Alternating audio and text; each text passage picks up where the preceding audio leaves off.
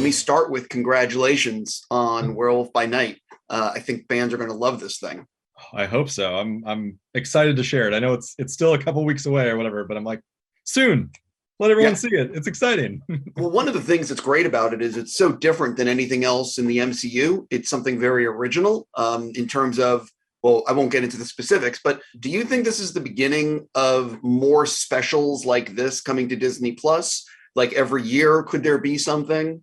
We haven't set out for a schedule or a master plan or something like that. But I think what's really exciting about the special is it's unique, right? Disney Plus lets us do something that doesn't have to be a 3-hour movie. It doesn't have to be a 10 episode series. It lets us dip our toe in, introduce something, bring out a new character, and sort of give you what I've been calling an appetizer of hopefully what's more to come with, seeing these characters, or at least the ones that lived, continue on in the MCU.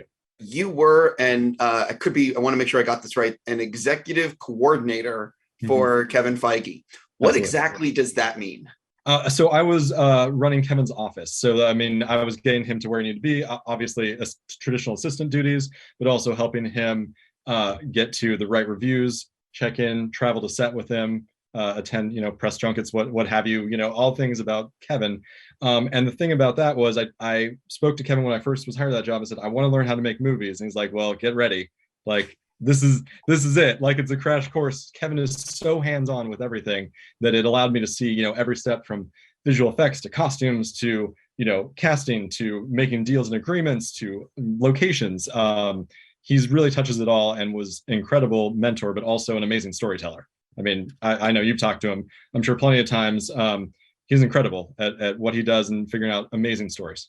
He's on another level. You can't do what he's done. It's never been done in Hollywood. I have nothing. Right. It's insane, but I'm curious, what do you think would surprise Marvel fans to learn about what goes on behind the scenes in like the making of Werewolf by Night and what's just going on in terms of the development of things at Marvel?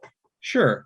One of the things specific to Werewolf by Night, and maybe it's not a surprise, but when I think about it, it was surprising to me, we hired Michael Giacchino to direct.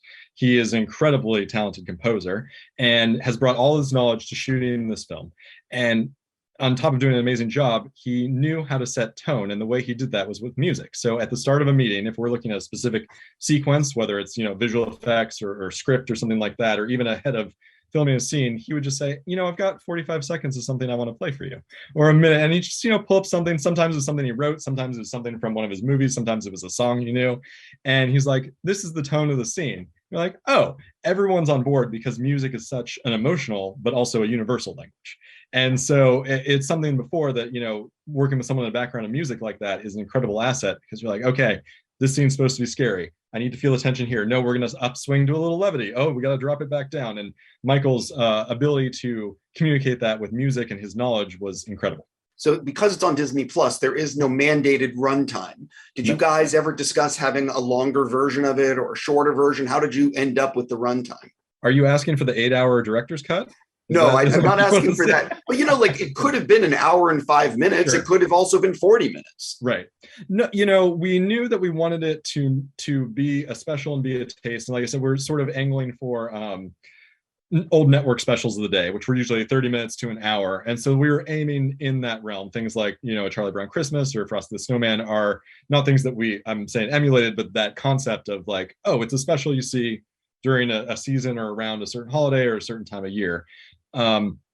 And so we just sort of settled on what felt right. It's one night. It all happens in one night. It's quick. You go through it. And afterwards, you're wondering what's happening next with Jack and Elsa. I'm out of time, but I just got to ask you real fast. Sure. I heard the new Ant-Man turned out pretty great. Would you care to comment on that?